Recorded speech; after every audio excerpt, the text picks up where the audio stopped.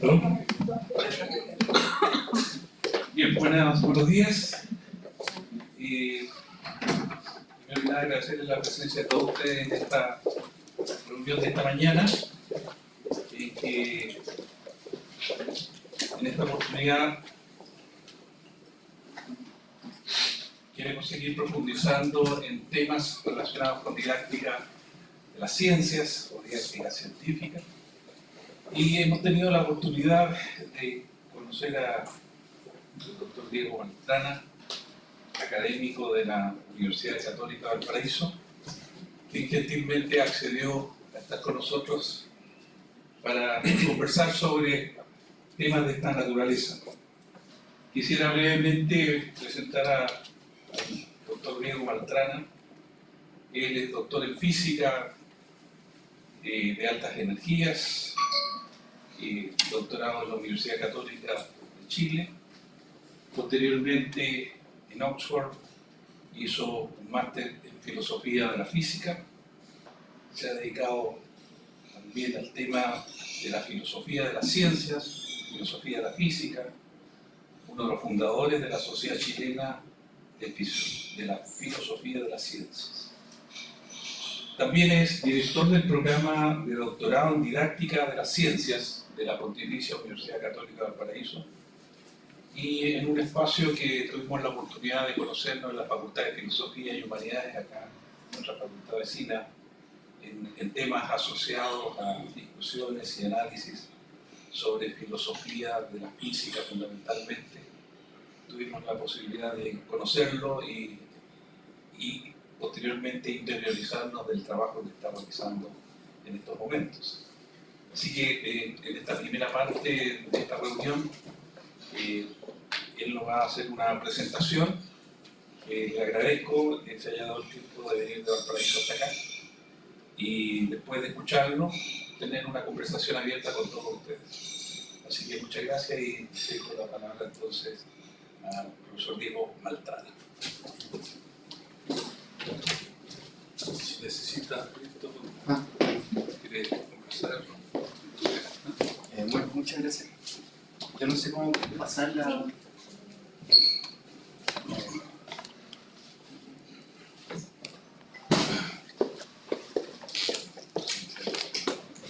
Muchas gracias.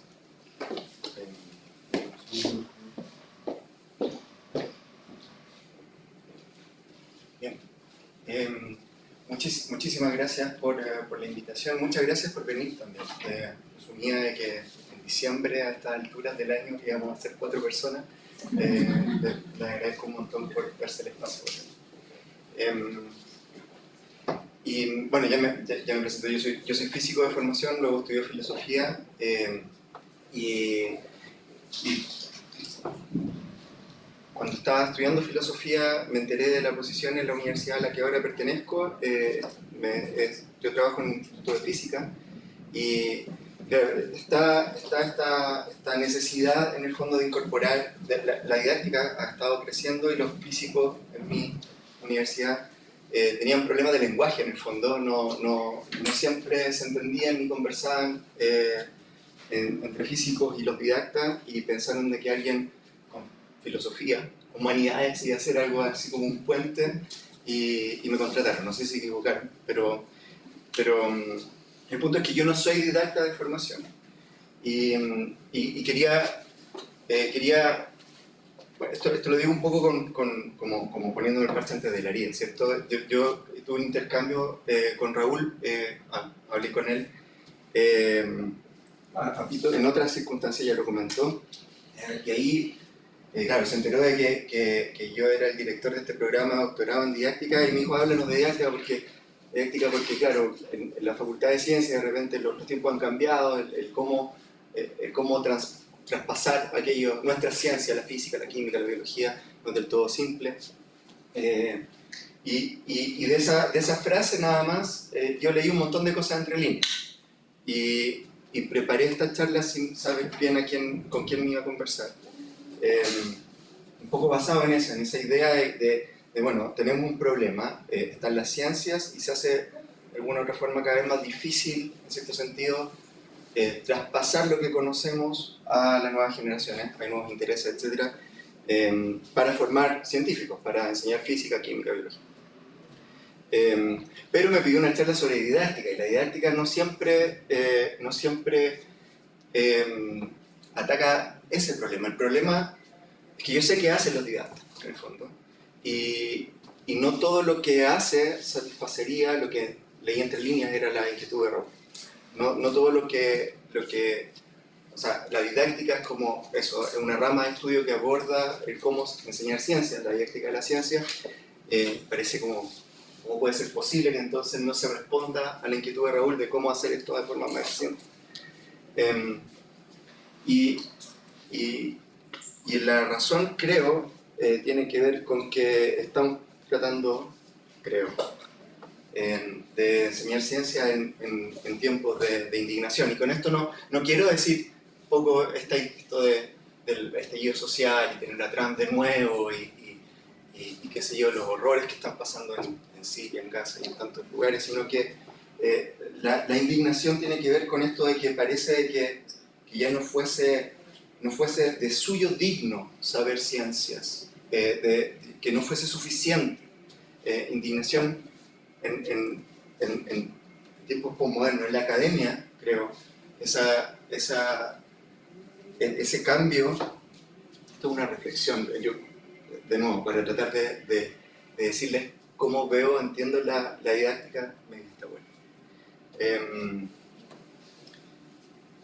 Yo no conocía, probablemente ustedes lo saben, pero yo no conocía esto de qué significa en los tiempos, cuál es la diferencia en los tiempos modernos y los postmodernismos. El modernismo se caracteriza por los grandes relatos. Había un futuro y una sensación de progreso clara en todas las áreas. En política el progreso iba hacia la democracia. No todos los países eran democráticos, pero para allá se iba a tender. En ciencia íbamos a avanzar en el conocimiento, y el conocimiento nos iba a llevar a la técnica a vivir mejor. En arte, la persecución de la belleza. Y todo eso, Segunda Guerra Mundial, etcétera, se rompió. La ciencia nos trajo bombas nucleares, Duchamp puso un urinario en el Louvre, ya la belleza no era el objetivo del arte necesariamente. Y todos los relatos, en el fondo, esta idea de que había un progreso único se fue rompiendo. Y con muy buenas razones, de hecho. Se empezó, creo, a hacer, a temer un poco o a dudar de todo, y esto es quizás una caricatura, pero tratando de buscar imágenes, todas estas imágenes, ninguna las cité, las saqué todas de Google. Buscando esto de postmodernismo encontré esto, lo encontré buenísimo. Eso de, toma este gancho izquierdo, es solo un constructo social, y el otro le dice, ya, este puñetazo tiene que pasar por un proceso riguroso de doble ciego antes de proceder. Esta lucha, en el fondo, que se ha ido en la academia un poco profundizando entre las ciencias duras, esta caricatura en el fondo, y la ciencia social. Entonces, para entender qué es la didáctica, cuál es el foco de la didáctica, de cómo enseñar ciencia, la didáctica se enfoca sobre todo en esta idea de alfabetización científica. La alfabetización científica es probablemente un concepto que nos suena a todos, pero en el fondo hace eco de la alfabetización lectoescritora. Es una política pública.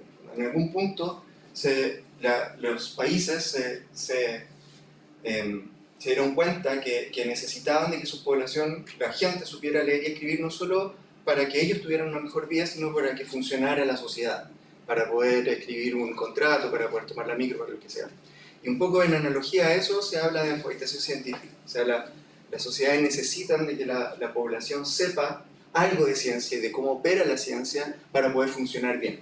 Ahora, eso tiene distintos objetivos. Al principio, al final de la Guerra Fría, en Estados Unidos, el programa Sputnik, en el fondo impulsó la formación científica escolar un poco con fines propedéuticos, para poder tener más ingenieros porque lo iban a necesitar. Ahora, eso, después de todo lo que toda la revuelta que vino ha ido cambiando. Ahora es casi políticamente incorrecto hablar de enseñar ciencia para generar científicos o ingenieros o lo que sea, en ciertos contextos educacionales. Y se habla de alfabetización científica con objetivos de toma de decisiones en asuntos públicos, para seducir al alumnado, porque es útil para la vida, por cultura general, etc. Y todas estas cosas son súper legítimas, pero si uno fija un objetivo distinto, cambia lo que hace en el fondo. La forma de proceder para educar es muy distinta. Entonces, como el foco es muy distinto, la didáctica primero tiene sobre todo un foco en educación escolar, o sea, aborda por supuesto todos los procesos educativos, pero los avances en didáctica, el magíster en didáctica de la ciencia experimental o el doctorado, tiene un foco sobre todo en ciencia escolar. Y esa ciencia escolar, entonces, hay una serie de distintas ramas de investigación que de alguna otra forma apuntan a algunos de estos objetivos. Voy a hablar un poco más, pero no demasiado de esto, pero PSK es conocimiento pedagógico del contenido, por decirlo en inglés, y eso incluye cuestiones de aula, decisiones sociales, cuestiones de currículum, etcétera, que yo asumo, y esto es lo que se debe leer entre líneas, no es lo que en el fondo estaba pensando quizás Raúl cuando me invitó, ni es quizás lo que ustedes, estoy asumiendo aquí, pero lo que a ustedes les interesa. Ha cobrado muchísimo auge en el último tiempo la alfabetización científica crítica, que es en el fondo educar en ciencia para tener una ciudadanía activa contra el cambio climático, contra decisiones como, qué sé yo, estos antivacunas o lo que sea. Entonces se centra sobre todo en el análisis de cuestiones sociocientíficas que son discutibles o que son difíciles de abordar en términos políticos. Investigación-acción es como la reflexión de la propia práctica. Noticing es algo que también viene de la didáctica de la matemática y es literalmente darse cuenta de que cuando uno está haciendo un ejercicio de algo, qué sé yo, un estudiante dio vuelta a los números y actuar en función de eso. Darse cuenta de lo que está ocurriendo en el aula y qué sé yo. Y esto es súper amplio y bien difuso también. Han habido algunas charlas en mi universidad, porque además es la primera universidad, el primer programa de didáctica a nivel doctoral que hay en el país, ahora hay 2. Esto se está formando. Esto de concepciones alternativas es mucho más viejo, es como al principio yo le llamaba errores, ¿no? Hay que explicar algo y que no lo entendió, bueno, cometió un error, pero no son errores, son concepciones alternativas y el cómo abordarlas, cómo cambiarlas, etc. Es también un área que es súper estudiada. Enfoques de género también están entrando súper fuertemente, sobre todo en educación sexual integral, como parte de los ramos de biología. Entonces, yo, dentro de eso, dije, y nos es naturaleza de la ciencia. Destaco esto un poco porque el currículum nacional actual, de nuevo en educación secundaria, no universitaria, está mutando súper fuertemente a incluir, a integrar aspectos de esto del conocimiento pedagógico del contenido y de naturaleza de la ciencia. La naturaleza de la ciencia es como una forma de adoptar, por lo de alfabetización científica, alfabetizar científicamente no es solo de que la población entienda física, matemática, química o biología, sino cómo opera la ciencia como actividad. Y eso es un poco resorte de los sociólogos que se han dedicado a estudiar la ciencia o de filósofos de la ciencia. O sea, han tomado aquellos resultados de la filosofía de la ciencia y de la sociología de la ciencia para incorporarlos dentro del currículum nacional. Y esto ahora es parte de los estándares actuales en educación escolar. Y lo que... hay varias aproximaciones de cómo hacer filosofía de la ciencia, cómo incluir estas cosas dentro del currículum nacional. Una, quizá, la forma más popular, lo más conocido, es los trabajos del grupo de este caballero de Lederman, que falleció hace poquito. Y en el fondo resumir en siete frases lo que se supone que todos los estudiantes debieran saber de qué es la ciencia como actividad científica. De que es tentativa, de que es parcialmente empírica, porque juega un rol la simulación, la búsqueda bibliográfica, etc. Que está cargada, todo está cargado de teoría, de que no hay acceso directo al mundo natural, de que está social y culturalmente embebida, de que no hay un único método científico. Esto sigue muchísimo a Kuhn, a Feyerabend y a otros filósofos de la ciencia. Y PSK es lo que le comentaba, son varias dimensiones, conocimientos sobre cómo los estudiantes comprenden, sobre las instituciones, sobre, qué sé yo, orientaciones. Supongo que esta es la dimensión, creo, muchos prejuicios de mi parte, pero lo que leí entre líneas, a esto quizás quería, asumo en que quería saber un poco más Raúl, pero hay un montón de otras cosas en realidad que tienen que ver con el aula y con cómo se hace clase. Pero no todo está perdido, por supuesto. O sea, no todo está perdido en el sentido de que parte de la didáctica sí está enfocada en a partir de los contenidos científicos, tratar de hacer más eficiente la enseñanza de esos procesos, de esos contenidos, que es, asumo, lo que es el interés general acá.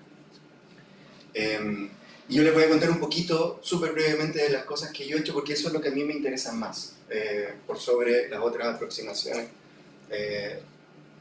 hacia la didáctica. Una, por supuesto, tiene que ver con la filosofía de la ciencia y cómo ésta se está aproximando al aula.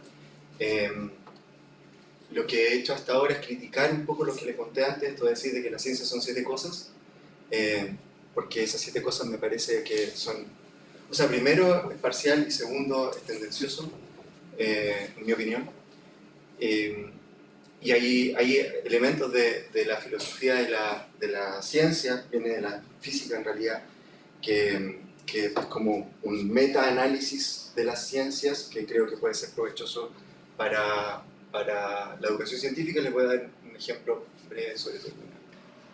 En particular, esto de la crítica a la naturaleza de la ciencia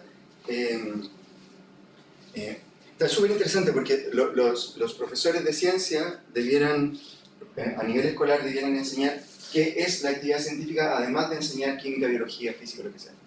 Y si uno trata de entonces entender qué es la ciencia o definir qué es la ciencia, cae rápidamente en problemas. Este caballero de acá es Larry Laudan, falleció también hace pocos años atrás, y él es un filósofo de la ciencia, ha hecho contribuciones súper interesantes, es medio famoso por un argumento, no sé si lo han escuchado, de la meta-inducción pesimista contra el realismo científico, súper interesante. Pero en otro artículo del 89, si no me equivoco, argumenta de forma bastante contundente que no es posible definir ciencia. Entonces, si no podemos definir la ciencia, ¿cómo hacemos para enseñar qué es esta actividad a la gente? Bueno, Irsi, este es apellido Irsi, no me acuerdo, un turco. Él comentaba que bueno, hay 4 formas esencialmente de aproximarse a algo, de definir algo. Uno es a través de condiciones necesarias y suficientes, que es lo que de alguna otra forma Laudan argumentó de que no se puede hacer con la ciencia. Otro es tratar de buscar una lista de cosas que en suma sean, que ninguna de ellas sea necesaria, pero en suma sean suficientes, que es un poco la estrategia de Lederman y eso de hacer una lista de qué es la actividad científica. Otra es capturar alguna suerte de esencia, que tampoco va en el caso de la ciencia. Y por último, él defiende una aproximación inspirada en Wittgenstein, de aproximación familiar. Wittgenstein era un filósofo del lenguaje, decía que en el fondo bueno, decía muchas cosas, pero entre ellas que el lenguaje de alguna forma nos ayuda a coordinar acciones y que hay ciertas... Piensen en juego, por ejemplo. La palabra juego abarca cosas tan distintas como el ajedrez o en los Juegos Olímpicos, el boxeo, o el juego a la pelota, que no tienen nada en común. Entonces dice, bueno, el ajedrez no tiene nada en común con la pelota, pero el ajedrez se parece a las damas, y las damas al juego de tablero, y los tableros las reglas, qué sé yo, y el fútbol se parece al rugby, y al atletismo, y a correr, y qué sé yo, y hay ciertas reglas, y hay como una suerte de familiaridad que ayuda a capturar aquello que es esencial en los conceptos. Y Irsey y Nola, junto con Robert Nola, dice, bueno, la ciencia, uno puede aproximarse a la ciencia, ya que no la podemos definir, uno puede aproximarse a través de eso, no toda la ciencia es experimental, porque los astrónomos no pueden hacer chocar planetas, por ejemplo, pero la observación es familiar con la experimentación. Hay una cosa de capturar datos y qué sé yo, y engloba esto en cuatro categorías. De aquí, el del medio es Michael Matthews, y él también es súper crítico a la visión de Lehrman porque es súper buena su crítica en verdad. Va punto por punto y muestra que en realidad está siendo súper superficial y de forma bastante elegante, muy académica, lo hace trizas el pobre. Y él en el fondo habla de, bueno, no hay que hablar de la naturaleza de la ciencia, sino de features of science, de características de la ciencia, y expande las 7 cosas que antes les mostré a como 17. Entonces lo que hice fue un poco agarrar el guante de todo esto y decir, bueno, no podemos definirlo si es que uno va por lista de características, esas listas pueden hacerse eternas, tampoco es viable. Entonces en realidad lo que hicimos con un estudiante fue agarrar un poco la idea de esto de familiaridad, y decir que para poder conocerme y diferenciarme de Raúl, hay ciertas cuestiones que son comunes, somos chilenos, hombres, estamos en la academia, está bien ver las cosas que son comunes, pero uno tendría que tratar de apuntar las diferencias, y para tener un marco de comparación y poder ver, bueno, dónde están efectivamente las diferencias entre, por ejemplo, la actividad científica y cualquier otra actividad. Agarramos las categorías que tomó Irsey y Nola y podemos mapear un poco o tener como una estructura para comparar, y a partir de eso tratar de entender mejor qué es la ciencia. Esa es como una de las... Pero eso tiene que ver más de nuevo con cómo enseñamos qué es la ciencia a nivel escolar, para algunos de los elementos que creo que son útiles, y algunas de las cosas que he desarrollado para tratar de entender contenido científico tiene que ver de nuevo con filosofía. Einstein en 1919 me preguntó, en 1915 saca la relatividad general, en 1919 están estos primeros datos de los eclipses, de que efectivamente la posición aparente de la estrella se mueve. ¿Cuánto tiempo tengo, perdón? Ya, ok. Si los aburro mucho me dicen no.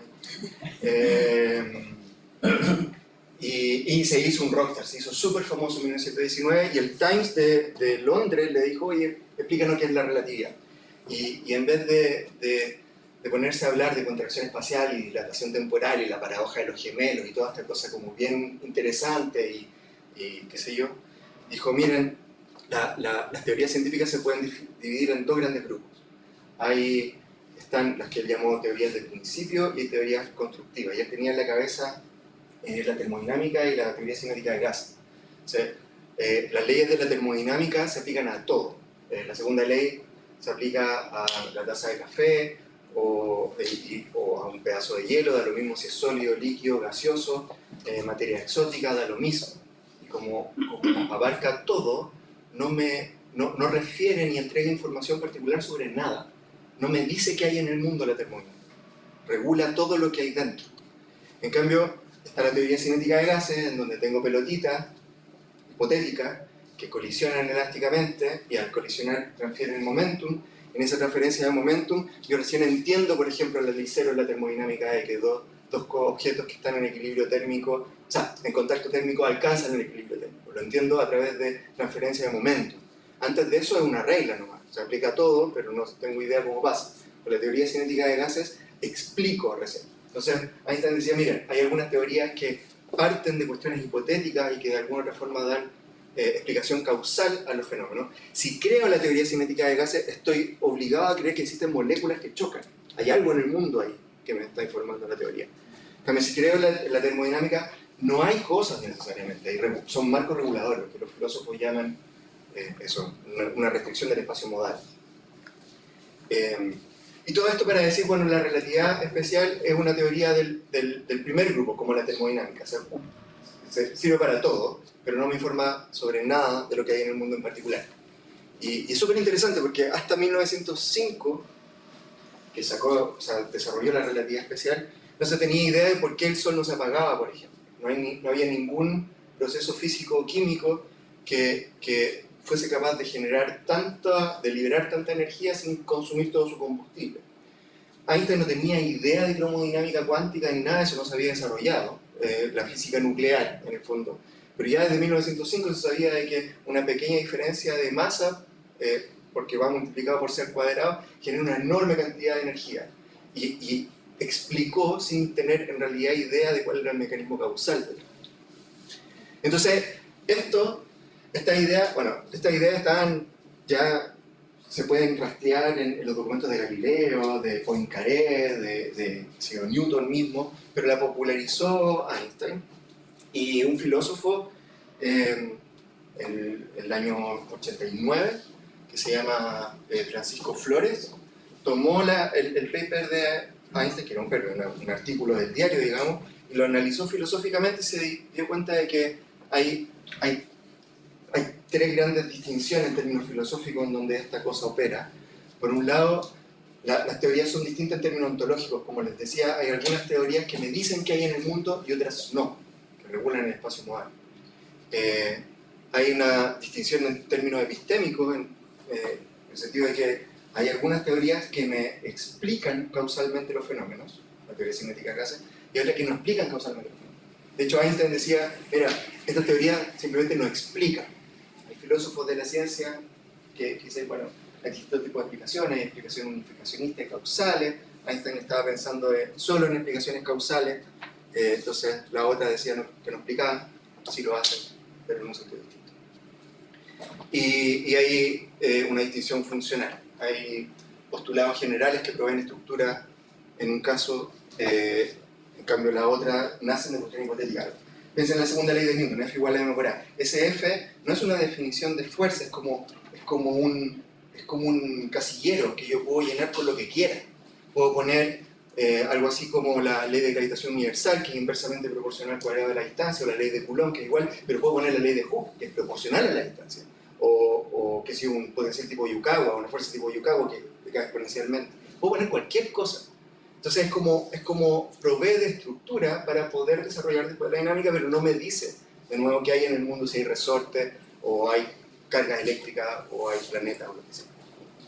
Ya, esto creo que tiene, bueno, con aquí un colega, Federico, hemos tratado de sacarle cuánto jugo hemos podido en términos de analizar distintas controversias en filosofía de la física, de interpretaciones de teorías científicas, pero también creo que puede ser increíblemente potente para enseñar. Y un poco porque hay un sesgo ante explicaciones causales. Cuando uno explica algo, uno espera tener hay héroes y villanos, hay algo que hace otra cosa. Cuando yo, qué sé yo, pido una explicación de lo que sea, en el fondo espero de que hayan agentes o cosas que interactúen y que dan cuenta de lo que estoy preguntando. Que es un poco el sesgo que Einstein mismo tenía en la cabeza cuando decía de que las teorías de principio que él llamaba no explican nada. Bueno, sus estudiantes, nosotros, aunque no lo creamos, todos tenemos un poco este mismo sesgo. Entonces, cuando llegamos a explicar algo por ejemplo, como la termodinámica, ellos están esperando que hayan cosas que hagan cosas. Y eso está súper reportado en la literatura de enseñanza de la ciencia. Chu et al. Del 2012 identificó que los estudiantes toman energía o calor como una sustancia, como algo que va de un cuerpo a otro. Y las sustancias en términos ontológicos son algo en el mundo. Una teoría de principio no debería entregarnos información sobre nada en el mundo. bueno, después el mismo habla de temperatura como una cantidad extensiva, pese a que los objetos en equilibrio térmico tienen distintas temperaturas, considerar calor y trabajo como estado en vez de procesos, en fin, hay varias concepciones alternativas, errores que están súper enraizados, que es difícil de sacar, y muchos de ellos, eso proponemos, tienen origen en confusión ontológica, en esperar de que las explicaciones científicas todas sean causales, y no todas son causales. De hecho, mucho de nuestra mejor ciencia, al menos en física, no es causal. Y esto es extensible, por supuesto, a química y biología. La evolución, no hay un mecanismo particular. La evolución como concepto, es una teoría principal. Otros también entregan su versión, volviendo a la canción anterior. Este es un trabajo, hay varios trabajos de estudiantes de nuestro programa doctoral. Todos ellos son súper interesantes, pero como les digo, varios se concentran en cuestiones que tienen que ver con contextos de aula escolar o con cuestiones de género. No salían fotos de esto, me enojaría, no sé, fotos. Van a enojar conmigo si muestro solo uno de los trabajos, pero quería comentarles del trabajo de Francisco Escalante. Él es físico también, está en la Universidad Católica del Norte, está en Antofagasta.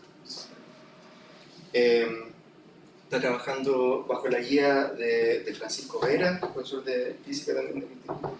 Y ellos tomaron las ideas de Andrea Di Cesa, de los 90, si no me equivoco, que tiene que ver con esto de Knowledge in Pieces, o Pepperins, del primitivo.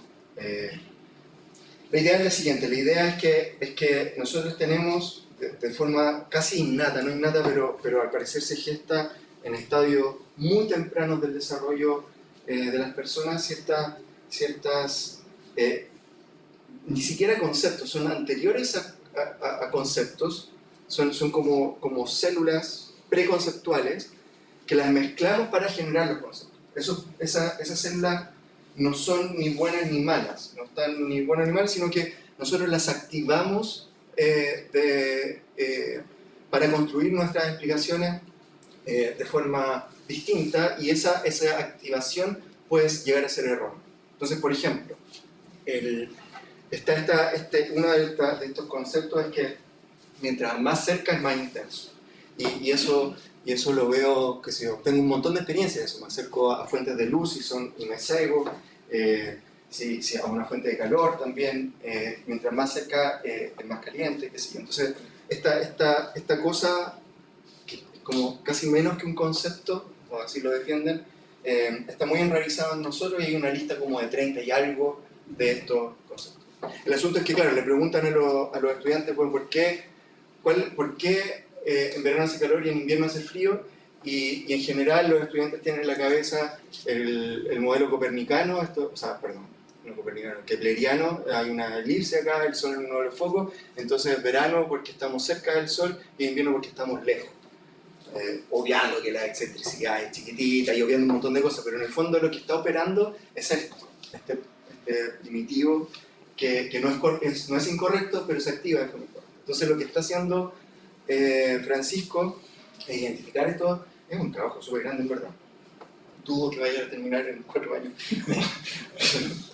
Ojalá que me equivoque, pero está tomando estos primitivos que se identificaron, lo está analizando, se metió en lingüística, lo está analizando en términos lingüísticos. Hay un software que encontró que permite identificar los elementos lingüísticos que son esenciales para estas frases, y con ellos está haciendo simulaciones computacionales de cosas muy sencillas, sin audio, sin explicación, sin nada de eso. Entonces, uno de los pepperins es que tiene que ver con que los objetos se desvían si son perturbados, una cosa por el estilo. Entonces está haciendo una simulación muy minimalista en donde hay un disco, como en una cancha de hielo de hockey, pero no se ve ni la cancha, ni la gradería, ni nada, y de repente viene como un palo y esa cosa se ve.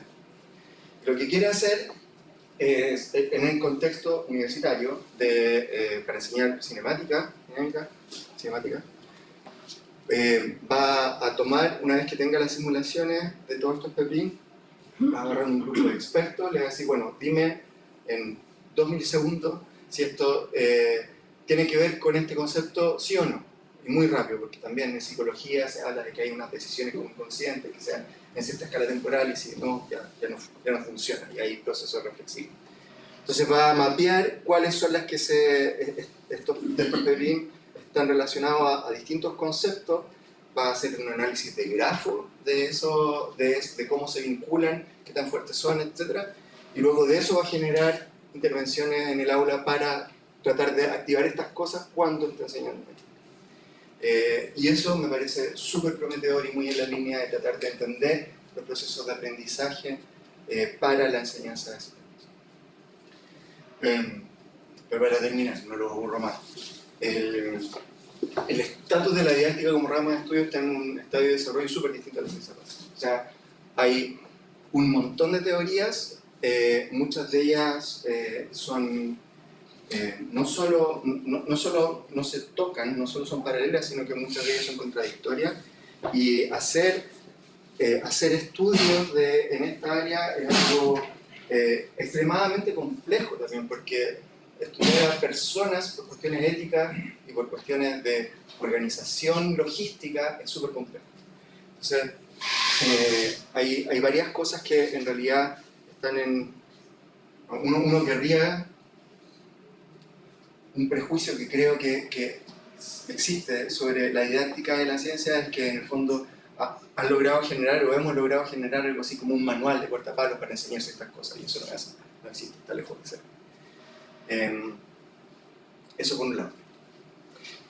Y esto ya es carril mío, se los comento, es un poco también pensando en cuál es el problema que creo motivó el que yo viniera para acá, de cómo hacer que los estudiantes de nuestras universidades se comprometan más con el estudio, aprendan de forma más eficiente o mejor. Me parece que es re difícil mantener cierta sensación de identidad e identidad colectiva cuando en realidad llevamos a toda nuestra sociedad aquí en el bolsillo, la tenemos, está agregada en el fondo. Es muy distinto a cuando yo por lo menos estudié, la gente con la que conversaba era literalmente que estaba estudiando lo mismo que yo, y en fin. Yo no estudié en esta universidad, pero tengo conocidos amigos que estudiaron en esta universidad, mi señora estudió en esta universidad, y para bien o para mal, porque al principio se veía como muy mal, pero creo que tiene un lado amable, mi señora me decía de que en realidad le destacaron desde el día 1 de que los estudiantes de la Chile son distintos, son mejores. Tú estás estudiando en la Chile.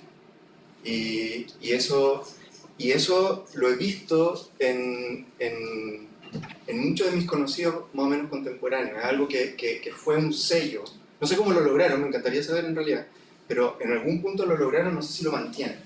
Mantener eso cuando en esta época de información me imagino que es un desafío no menor, e intuyo que puede estar súper a la base de un poco los problemas que motivaron esta discusión. Hay mucho en didáctica que se está haciendo, todo súper interesante en distintas áreas, pero también hay mucho de movimiento cultural y político. Hay ramas que emergen y surgen y son súper discutidas en la comunidad y después llegan a crédito y qué sé yo. Ahí tengo, si me lo permiten, esta intuición de que algo así como seguir con eso, los estudiantes de acá son en algún sentido relevantes por alguna razón distinta, puede hacer mucho. Creo que hizo mucho con la gente que yo conocía. Y ojo con lo que se desea, porque se puede obtener. Yo llegué donde estoy porque había una fuertísima presión por incluir didactas dentro de las distintas facultades. Es algo que en el fondo viene de la CNA casi. Es un requisito. Y claro, los físicos no tenían ni idea de qué era un didacta. Cuando hablaban con los didactas hablaban un lenguaje distinto, no se entendían por decirlo políticamente bien, o sea, tenían una opinión bastante nefasta en ciertas ocasiones, y yo hice como más o menos de puente. Ahora soy director de un programa de doctorado de esto, sin ser yo didáctico. La didáctica tiene estos enfoques, o sea, no solo van a enseñar, o sea, traer didáctica de casa de estudio, cosa que es un requisito, se está ampliando y en buena hora, creo que efectivamente hay un aporte, pero no solo va a resolver el problema que creo que motivó esta charla. Muy rápidamente y en buena hora también van a haber otras cosas aledañas que van a empezar a desarrollarse. Y está bueno, pero ojo, porque se puede tener lo que se quiera. Eso, muchísimas gracias por su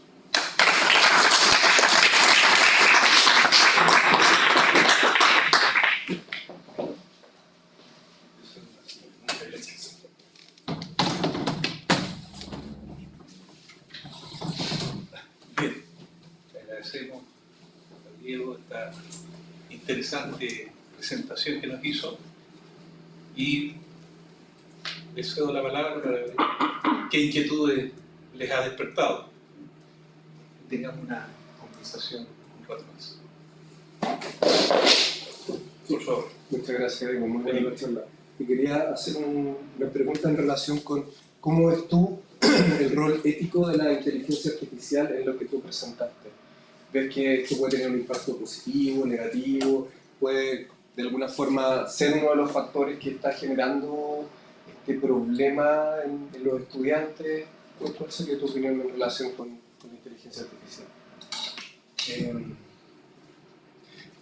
No dedico a estudiar el tema, te voy a hablar desde mi prejuicio, así que gracias por darme el espacio para hablar desde las tripas. Sí.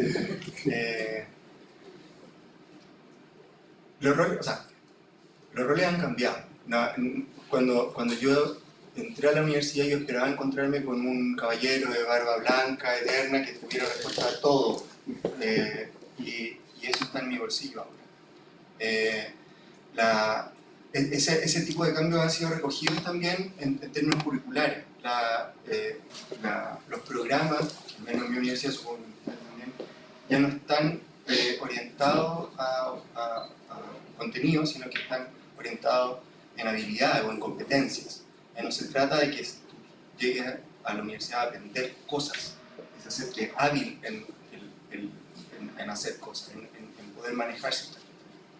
Y en ese sentido, la inteligencia artificial y la tecnología son una increíble herramienta. El asunto es aprender a usar esa herramienta y no verse sofocado. Y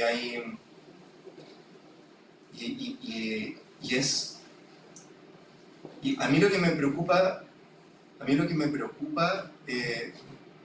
es no es tanto de que claro, el contenido o la sabiduría, que se yo, esté en los bolsillos, sino si la tasa de cambio o los tiempos asociados a estas nuevas tecnologías tienen algo que ver con nuestra escala evolutiva, con que nosotros en el fondo aprendemos. O sea, yo tengo un hijo chiquito y está aprendiendo a hablar y yo veo que o sea, ya aprendió a hablar hace rato, pero había mucho de error y equivocarse y hacerlo de nuevo y hacerlo de nuevo y hacerlo de nuevo para acomodarse a lo que fuese a hacer. Recuerdo cuando yo estaba en el colegio, estaba el Baldor, de libros que eran así unos libracos horribles, llenos de ejercicios, todos iguales, pero después cuando tú lo ibas haciendo, al rato te das cuenta de que el que venía ya lo sabía y hacer antes de resolverlo. La inmediatez es lo que a mí me preocupa, porque creo que biológicamente no estamos adecuados a la inmediatez.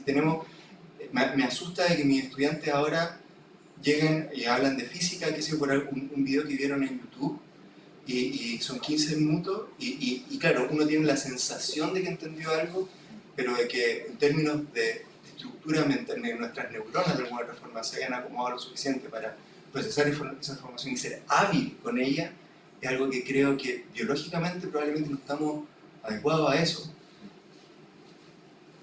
Esto evidentemente necesitamos neurocientistas que me ven y regalan, eso es pura intuición, te digo, me parece que efectivamente esto de apuntar hacia las competencias, aunque a mis colegas y a mí un poco me parezca una aberración, sobre todo en contextos doctorales, que un doctorado esté enfocado en competencias, me parece absurdo en principio, pero puede haber una lógica o sea, puede haber algo detrás que haga, no sé si a propósito o no, pero que tome en cuenta que la información ya está ahí y lo que necesitas es hacerte hábil. lo que creo que cuesta, también por una cuestión como de este rechazo a cómo todos nosotros fuimos educados en esta sala, de la educación tradicional. Está súper demonizado, hay que ser entretenido, y qué sé yo, y muy centrado en el estudiante. Y muchas veces eso pasan los contenidos sin que haya este sacar músculo, digamos, en distintas áreas. En escribir, no sé si les ha pasado, pero los chiquillos que llegan ahora de repente para redactar, para hacerse entender, a hablar. O sea, si ahora con un chat, con emoticones me comunico, el poder desarrollar una idea requiere cierta práctica en términos, de nuevo, como animales que somos. A eso le temo. Y no he visto ni me he dedicado tampoco en mi área a ver investigaciones en esa área.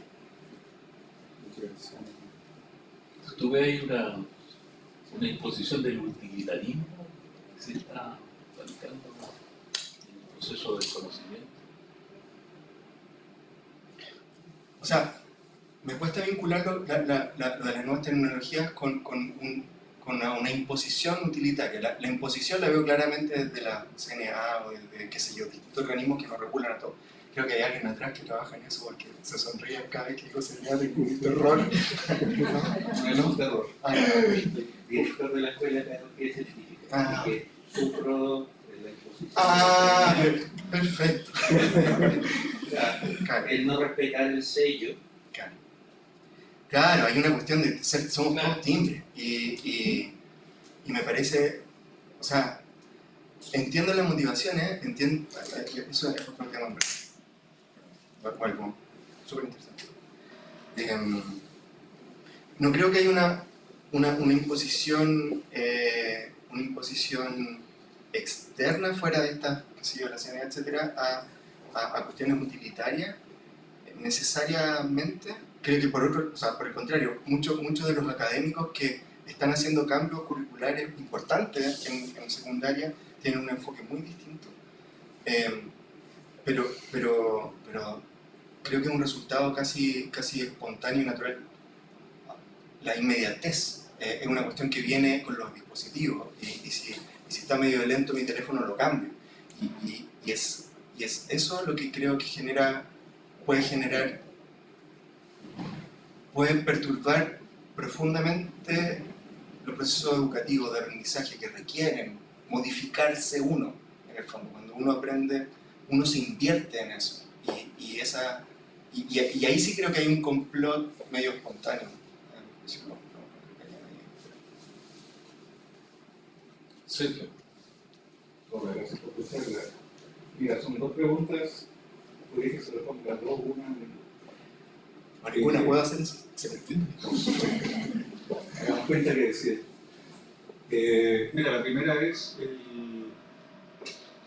lo mencionaste al paso, pero la baja percepción de realidad, yo soy matemática o algo parecido, la baja percepción de realidad que tiene la gente cuando llega a la universidad. Es decir, la escolaridad, en mis tiempos, con el Baldor, me dejaba, por último, una sensación. Esto es. Hoy, la experiencia de un estudiante promedio, que no viene de creencia, es que con un profe, esta ecuación tiene estos resultados y la misma ecuación con el otro profe tiene otro resultado. Y es una experiencia cada vez mayor. Llegan acá, nos ponen a hablar y tratan de argumentar. De que la gente vea conceptos en su mente y por lo tanto vea comportamiento. Esto crees, esto debes. No hay realidad. Es decir, dígame qué pongo ahí para que me ponga bueno. Y una respuesta de salido del sistema escolar. Mi pregunta es si cuando ustedes trabajan en didáctica, ¿tiene alguna manera de abordar esa falta de realidad de un problema filosófico? Es un preconcepto que no se formó o que se formó de manera diversa. Esa es una de cómo abordan eso. Y la segunda, para no preguntar muchas veces, es en el fondo si la ¿La didáctica asume todo el proceso educativo en la universidad o es una de las áreas, una de las ramas del proceso educativo? Yo enseño matemáticas, por ejemplo, y puedo nutrirme de lo que hace la didáctica. No necesariamente yo hago didáctica. O si es más o menos. Gracias por su interesante. Respecto de lo primero, hay áreas de la didáctica que abordan eso, o tratan de hacerlo, que en el fondo se habla muchísimo de aprendizajes significativos, no llegar y memorizar, no llegar y poner la cosa, sino que de alguna forma comprender eso. Y esto de nuevo tiene distintas aproximaciones. Hay gente que estudia en el fondo el impacto emocional o el rol de las emociones dentro del aprendizaje. Hay otros que tratan de entender cuál es la fuente de las concepciones erróneas. Tú mencionabas como una desconexión con la realidad. Que no se asigna realidad. Claro, como un discurso más, digamos, sin necesariamente tener ningún correlato con nada. ¿Cierto? Así lo puedo entendí. presentar un poco más. Sí, por favor. Es como que aprendieras a distinguir entre música barroca y música romántica solo mirando partituras, pero jamás escuchar la música. Ya. Eso es lo que yo veo en la gente que viene primero. Ya. Hay hartos desarrollos o sea, es todo un área, efectivamente, eso, de tratar de que los conceptos bajen, de que sean parte de la vida diaria, de que de alguna forma los vean. Sí, o sea, hay desarrollos en didáctica de la ciencia que efectivamente apuntan desde distintos flancos, desde tratar de llevar esto está todo esto de la enseñanza, se me olvida la sigla, pero basada en proyectos científicos, en indagación científica, todo un área dentro de la didáctica. Está todo esto de lo emocional, por otro lado, todo esto de la acción política, que de alguna forma también tiene que ver con cómo me afectan las decisiones a mí, de lo que se haga. Hay varios caminos, sí, la respuesta es sí. Y vinculado con la segunda pregunta, bueno, yo no tengo por qué ser directa para... Sí, pero... esto es algo que también a mí me costó harto de entender, a mí, porque soy medio bruto, viniendo de las ciencias también. Se habla, tenemos un lenguaje muy común en términos de investigaciones, de resultados de investigación, etc., pero las investigaciones tienen metodologías cualitativas, no cuantitativas, muchas de ellas. ¿No? Y lo cualitativo es todo un paradigma. Entonces, una investigación cualitativa, muchas veces, claro, yo entendía que si yo quiero aprender de un problema, o sea, tengo un problema, entonces tengo que entenderlo para solucionarlo, pero el problema está allá, ¿no? Es algo que está fuera. Eso muchas veces no es posible y abiertamente no es deseado siquiera en muchos de estos estudios. Entonces son intervenciones en donde se interviene aquello que quiero estudiar y me intervengo yo mismo. Y lo que después se publica son estudios de caso que en principio, por principio metodológico, no son extrapolables a otras situaciones. Entonces lo que pasa acá en mi aula, qué sé yo, en La Pintana, no es extrapolable a la universidad, claramente, ni a la Universidad de Chile, ni a otra universidad. La Universidad de Chile no es extrapolable a mi universidad. Entonces, claro, si tú dices no tengo que ser didacta para... se pasa mucho, creo, no solo en educación, sino que en otras áreas sociales, de que estos estudios sirven como insumo, casi como una motivación intelectual para poder desarrollar tus propias cosas. No es que vas a poder replicar los mismos resultados. Entonces, módulo eso, sí, claro. O sea, hay un montón de revistas de educación científica, se preocupan de muy diversas cosas. La didáctica de la matemática es anterior a la didáctica de la ciencia, tiene una historia más larga, está más desarrollada, más larga en módulo, o sea, no es física de 600, digamos, 50 años, 60 años. Y claro, tú puedes ir y leer lo que estos journal en educación matemática y no vas a poder quizás al pie de la letra traspasar, pero puedes hacer cosas. Mauricio. Hola, compas. Gracias por su presentación, muy interesante. Yo tenía una pregunta que creo que a lo mejor representa un poco la inquietud de varios de nosotros. Tiene que ver con, me parece que tiene que ver con el PSK que mencionó anteriormente. Y bueno, la pregunta en concreto es cómo hoy día un profesor escoge los contenidos, digamos, de alguna asignatura, ¿verdad? Sobre todo aquellas innovadoras cuando se piensa en innovar, ¿no? Pero aún con las asignaturas clásicas, siempre está el problema de qué contenido pasar año a año, ¿no? Es decir, lo natural es tomar los textos de estudio y revisar, digamos, con conocimiento del tema, por supuesto, y escoger lo más importante. Pero el problema de los textos es que deja fuera toda la investigación que está publicada en artículos científicos. Entonces, la pregunta es, ¿cómo operaría, digamos, un profesor que se enfrente a ese dilema de tener que, digamos, formular los contenidos, pero también innovar año a año, porque esto es un avance permanente, ¿verdad? Súper buena pregunta. Mi respuesta necesariamente va a ser muy mala. No, creo que eso, o sea, más que la didáctica, no sé si tiene tanto que ver con esto de cosas. Creo que tiene que ver más con decisiones curriculares y con, de hecho, políticas que exceden a la sala de clases. O sea, esto que hablábamos hace un rato de si la cosa está orientada, si la educación está orientada al contenido, está orientada en habilidades, hace un cambio radical respecto de las cosas que en el fondo se tienen que enseñar o no, y eso escapa a los marcos que yo conozco al menos en didáctica, sino que tienen que ver con decisiones más bien políticas. Hay cosas en esa línea, de nuevo, no quiero hablar de moda porque es medio peyorativo, pero no sé bien cómo decirlo. Hubo como una moda antes sobre los conceptos centrales. Entonces claro, en biología había que enseñar células y evolución y alguna otra cosa, y en física fuerza y qué sé, electricidad, electromagnetismo, en química reacciones y qué sé yo, alguna otra cosa. Entonces, y eso de alguna forma definía la selección de los contenidos que se debían pasar. Con este cambio hacia las habilidades o hacia las competencias,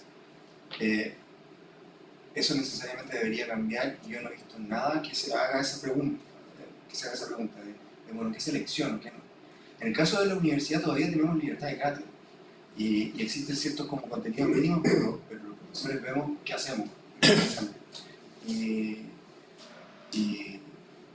en el caso de la educación escolar es muchísimo más restringido. O sea, tengo la impresión, creo que es como una sensación más bien, que lamentable hablar de sensaciones y no hablar de algo, pero seguramente les ha pasado también de que la gente pasa por la universidad, no solo en nuestras carreras, sino en cualquier carrera, y lo que le enseñaron en la universidad es una cosa, pero la vida laboral es otra.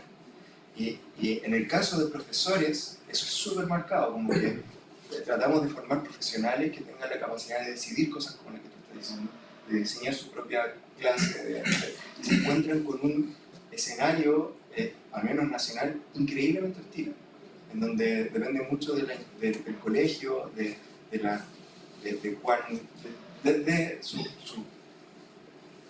la capacidad material que tiene hasta el tipo de dirección que tiene. Es un problema súper complejo y al final muchísimos profesores en nuestro país son técnicos, en realidad. O sea, agarran el libro y pasan lo que recitan, en el fondo, porque no tienen espacio tampoco para ser profesor. Creo que nosotros como profesores universitarios todavía tenemos ese espacio dentro de esta libertad de cátedra. Pero que hayan directrices desde estas disciplinas para decir qué contenidos pasar, hay más de uno. Depende mucho más de una en el sentido de que si te centras en contenido, si va a haber estas ideas centrales de la ciencia, por ejemplo, o de tu disciplina en particular o no. Y de esas sí hay, o sea, hay literatura en biología, están identificadas, en física están identificadas, no es nueva, eso fue una moda que pasó hace 10 años y ahora esto se está reformando.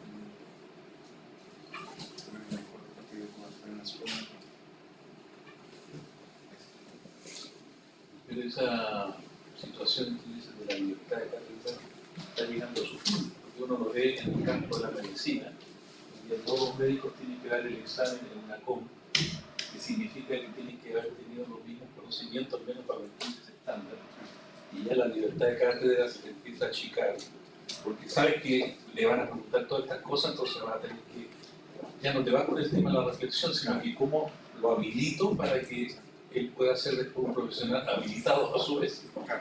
Y es terrible, pero no solo los contenidos, sino que uno ya va conociendo las pruebas, sabe el enfoque, sabe más o menos qué preguntan, cuáles son los énfasis y enseña eso al final. Que es un poco la crítica también que tienen muchísimos profesores de colegio o secundario frente a las pruebas estandarizadas. Y es lo mismo por la misma decisión. Por favor, Hola, Natalia. súper interesante tu charla, me encantó. Mira, nosotros uno a veces en el sistema acá escucha de los estudiantes que ciertas asignaturas, por ejemplo, son como muy, sobre todo las disciplinares, se basan mucho en el contenido, que se enseña mucho un contexto de contenido y no hay, o se ve poca la didáctica. Y uno queda así como interrogándose, ¿qué es la didáctica? ¿Qué es para los estudiantes la didáctica? ¿Cómo yo sé que estoy aportando la didáctica en mi clase? Entonces mi pregunta es, desde tu perspectiva, ¿qué es hacer didáctica en una clase? ¿Cómo ustedes lo enfrentan en su universidad? Ese tipo de separación que visualizan los estudiantes, ¿hay alguna estrategia como para integrar esos dos aspectos? Es una buena pregunta. El manual que te comentaba de Cortapalo que no existe. Esa crítica también nos la hacen. Y nos lo hacen en nuestros programas. Hay un programa de magíster que lleva 15, 16 años en didáctica de la ciencia y ahora el programa de doctorado lleva el cuarto año recién antes de su primer examen. Y es una crítica que también se nos hace. Y no hay una, o sea, una de las primeras cosas que se le enseña a las personas que entran al programa de posgrado en didáctica es que la didáctica no da respuesta a eso, sino que es una forma, es casi como una forma de hacer, no es una estrategia a seguir, es más bien tener en consideración todas esas cosas. Pensando sobre todo en como te digo, esto está sobre todo enfocado en la educación primaria, en la educación escolar. Entonces, está muy enfocado en hacer consciente de que tienen que saber algo de filosofía, de la ciencia y epistemología, de cómo se adquiere conocimiento y tenerlo presente en la sala de clase. De cuestiones de historia también, porque es una rama de tenerlo presente en la sala de clase. Y que tienen que ser conscientes de este conocimiento del contenido pedagógico que incluye no solo saber de tu propia área, sino que entender tu institución, entender el currículum, entender en qué etapa del currículum estás para enseñar esto, qué viene antes, qué viene después, entender a tus estudiantes, de qué contextos son, qué tipo de background tienen, etcétera, etcétera, etcétera. Y todo eso, claro, como que los que pasan por el programa se hacen hábiles en reconocer estas distintas cuestiones y se especializan en alguna en particular, dadas sus propios intereses. Dicho eso, claro, estos son programas académicos, entonces alguien alguna vez me dijo, que no era un día, me hace mucho sentido que en los procesos de enseñanza las cuestiones pedagógicas o didácticas son cada vez más importantes mientras más jóvenes son el estudiante, en base a eso. Y uno se puede dar el lujo de ser cada vez más abstracto a medida que llega a estadios superiores como la universidad.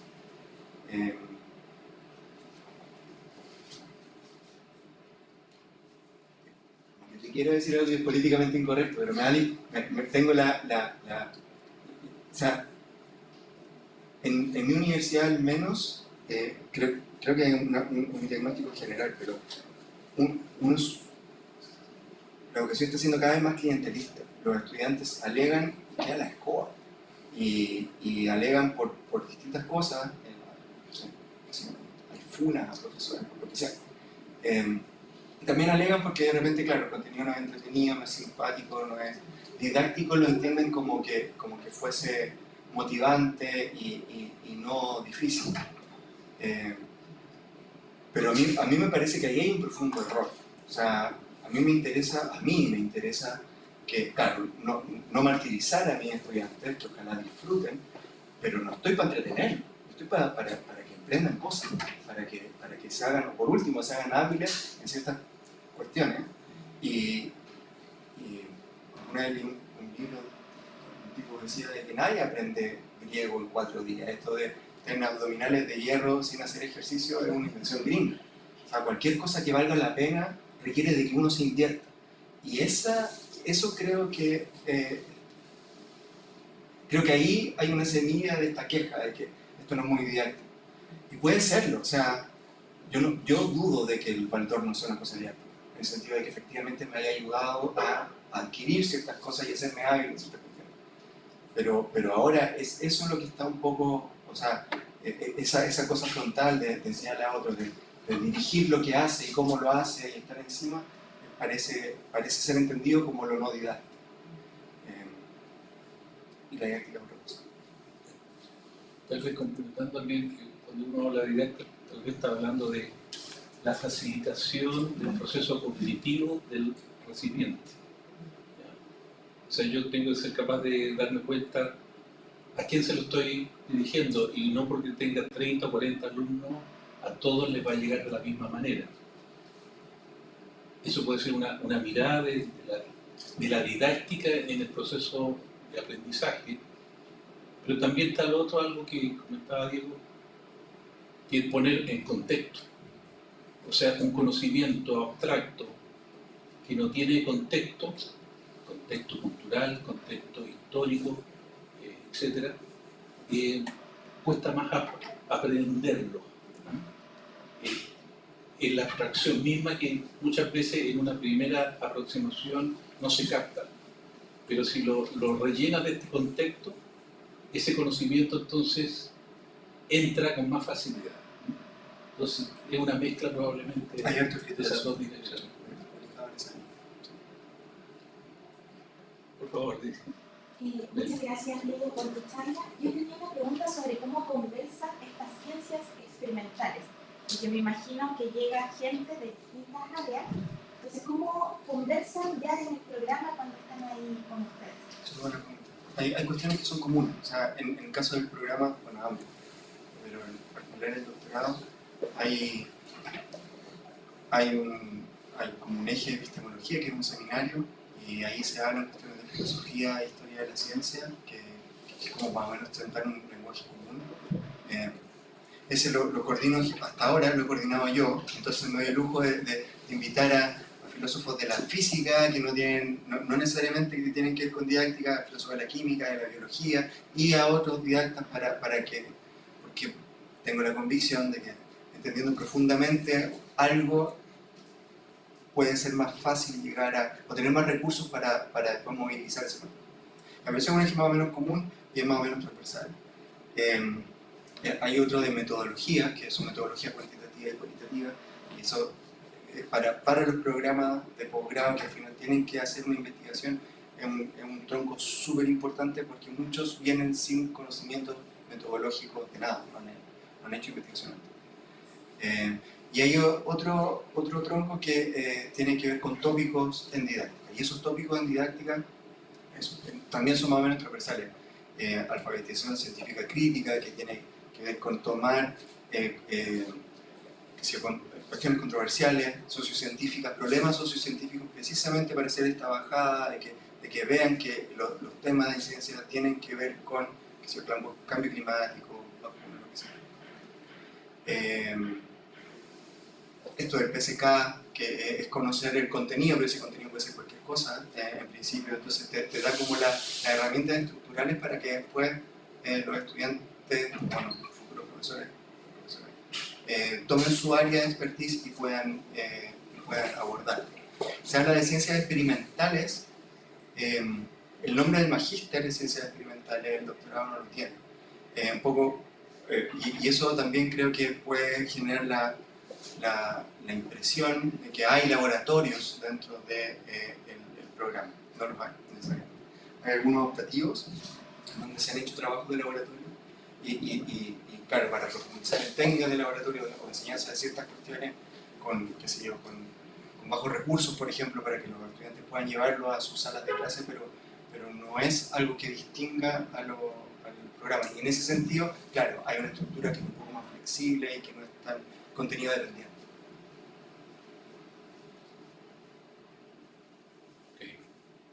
Hay algo que... Francisco. Hola Diego, hay algo que me llamó mucho la atención de tu charla, es la subjetividad. Hay muchas cosas que fueron subjetivas, hay muchas cosas que fueron incluso que buscaban cierta emotividad, y que eso es completamente distinto a lo que uno ve en una charla científica, una forma científica de enfrentar las cosas. Y te quería preguntar por eso, ¿cuál es el rol de la subjetividad en la enseñanza de la ciencia? Muchísimo. O sea, de la enseñanza como enseñanza en general es mucho. A mi gusto, a veces exacerbado, pero veo que es importante. O sea, he logrado reconocer, me ha costado. Venimos de ambientes similares. Es como, y tiene un poco que ver también con que el área, con cómo se investiga en el área. Esto que hablábamos un poco de que los resultados que tengan de alguna investigación muchas veces son súper locales, no son extrapolables tampoco. Entonces esta cosa más objetiva, literalmente, como que hay un objeto fuera que no eres tú, es muy difuso en cuestiones, yo me atrevería a decir en cuestiones sociales en general, en estudios sociales en general, pero en particular en la enseñanza. Entonces hay mucho que tiene que ver con una de las tesis doctorales, por ejemplo, que me mencioné, que tiene que ver con feminismo, de una estudiante de física que la mayoría no son físicos, pero estoy dando por ejemplo que es muy seco. Ella es magíster en física y está estudiando a 6, pero, o sea, mujeres que se dedican en términos académicos a la física. Una es profesora de educación básica o media, otra es profesora universitaria, hay otra que es investigadora y otra está en proceso, está estudiante universitaria para hacer física. En el fondo, lo que está estudiando es cómo han sido sus trayectorias, qué las llevó a esto, porque en física hay muy pocas mujeres. Es un problema esto de la equidad en términos de... No se entiende tampoco por qué. Entonces, lo que hizo fue seguir la historia personal de estas personas y ver si es que hay patrones comunes que de alguna forma puedan llegar a decir algo del por qué ellas han sido exitosas en llegar hasta donde están. Hay un montón de mujeres que ni siquiera se preguntan por ser físicas. Y eso es súper subjetivo. O sea, es muy interesante también, creo que puede dar interesantes luces porque una de las cosas que salió en todos los casos, son 4 de nuevo, son muy poquitos, pero salió en todos los casos el rol de algún académica clave en su historia, ya sea porque les quiso cerrar alguna puerta y se plantaron en el macho o en la hembra y dijeron, no, ¿qué te creí? O por el contrario, porque de alguna u otra forma le dijeron, mira, tú eres física, como que la validaron. Y eso parece que es más presente o es más importante en el contexto de educación femenina que masculina. De nuevo, el estudio es súper interesante, pero también, o sea, en términos de estándares de, bueno, las mujeres en ciencia, o sea, no voy a decir nada, no se puede. Es súper subjetivo. Disculpa, Nico, Gracias. Gracias, te disculpa. No, es que no entendí. ¿De qué magíster era esa tesis? Esta es una... está siendo del doctorado. Didáctica de la ciencia. Sí. Perfecto. Sí, mira, aprovecho para comentarte. Creo que tenemos historias parecidas. Yo soy matemática y bueno, ya me defino como convertida a la educación. En un principio a la didáctica porque fue como por ahí que me empecé a meter. Y me parece interesante lo que ha logrado la PUCB. Conozco más lo que hacen en el IMA, porque es la parte de matemática. Y tiene más historia. Y tiene más historia, claro, y como tú bien contabas, la didáctica de la matemática tiene más historia que la didáctica de la ciencia. Entonces, quería saber cómo llegaron, saliendo de la CNA, digamos, como lo que contaste al principio, cómo llegaron como académicamente y disciplinarmente a la conclusión de estar juntos, aunque eso signifique, o sea, de estar juntos, es decir, físicas y didactas en el mismo departamento. ¿Por qué eso es importante y por qué si estás de acuerdo? No sé. Estoy de acuerdo, pero un cacho. O sea, es súper. O sea, es difícil, o sea, me imagino que es súper difícil, pero por alguna razón está de esa forma. Sí. ¿Cuáles son esas razones? Mira, yo creo que como la evolución misma, hay ciertos hitos o accidentes que de alguna forma se van perpetuando y quedó así. Yo creo, pero esto creo mucho, de que en el fondo esto tiene que ver con que las pedagogías están alojadas dentro de no de la escuela de pedagogía o el instituto de pedagogía, sino que dentro de cada instituto. Entonces, cada instituto, allá hay una la orgánica creo que es distinta que la universidad, hay una facultad de ciencias y institutos de física, química y biología. Cada uno de ellos tiene carreras de licenciado en cada una de las áreas y de pedagogía en cada una de las áreas. Y esto fue así desde hace un montón de tiempo atrás, mucho antes que existiera el magíster profesional. Entonces, dado que se enseñaban a los futuros profesores de ciencia dentro de las facultades de ciencia, hubo académicos que hay académicos en todos, y creo que de siempre hubo académicos en cada uno de los institutos que se dedicaban más fuertemente a la investigación y otros más fuertemente a la docencia.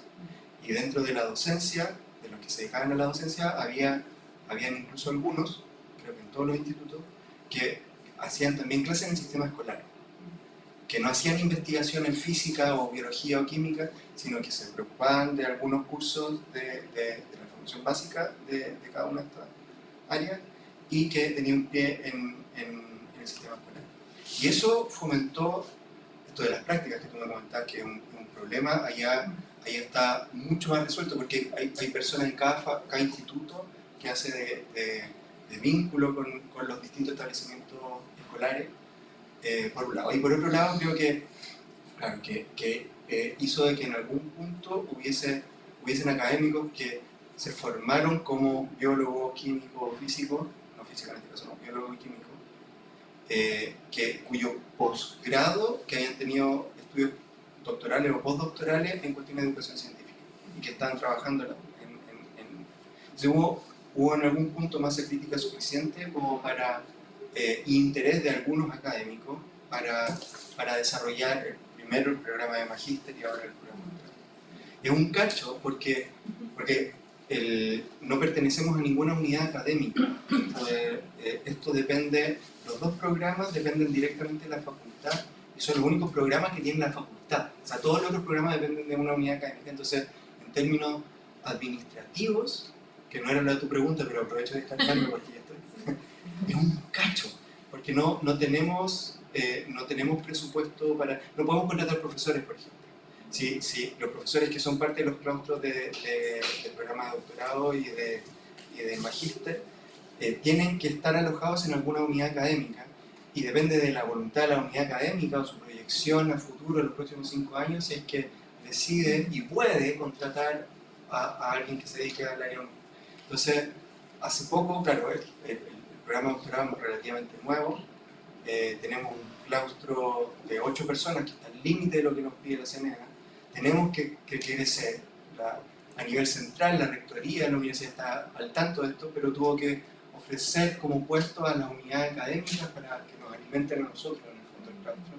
y hay un montón de política interna.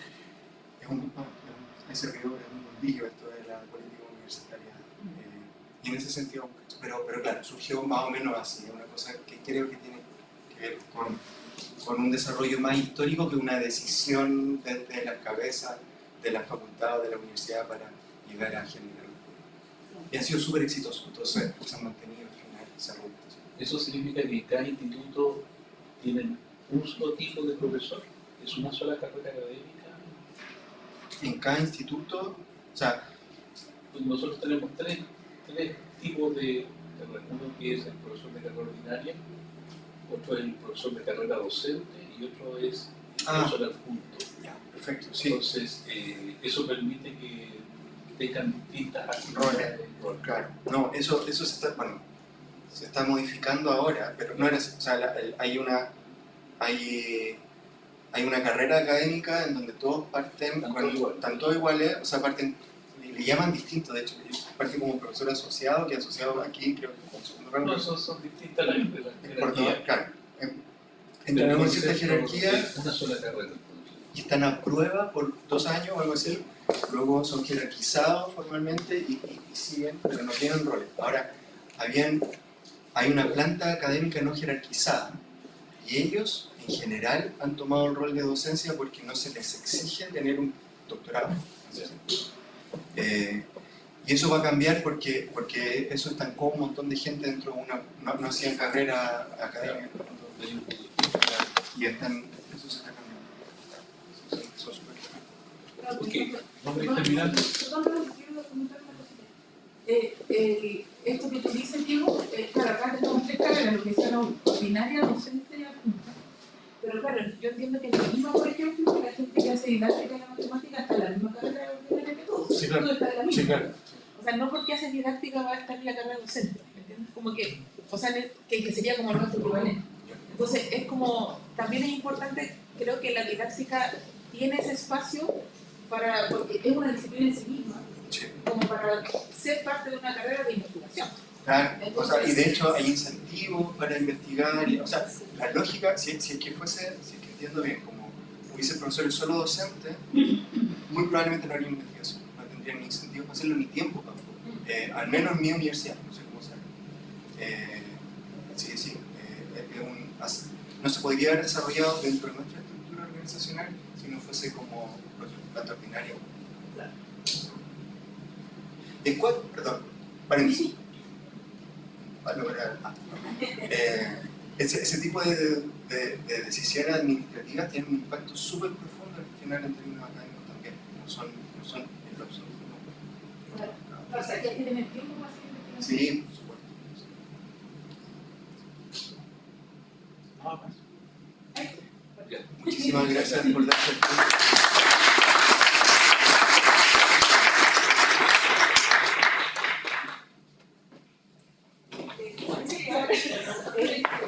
Yo quería tomarle una foto a todos. Profesores, Los invitamos a todos a la foto, Antonio. por favor, pedir una fotografía. Una foto colectiva.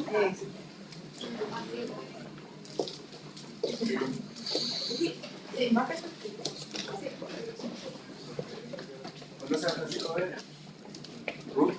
Algunos pueden sentir más ruido también, así que. ¿Apagar? No, muy bien. Así. Algunos suelen hacer. No, no, Nacho. No. ¿Por el paquete?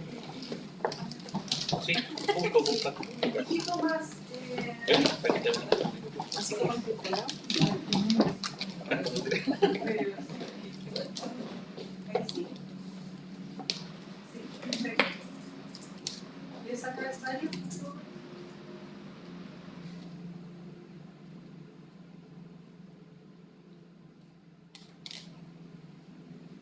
Muchísimas gracias. Gracias.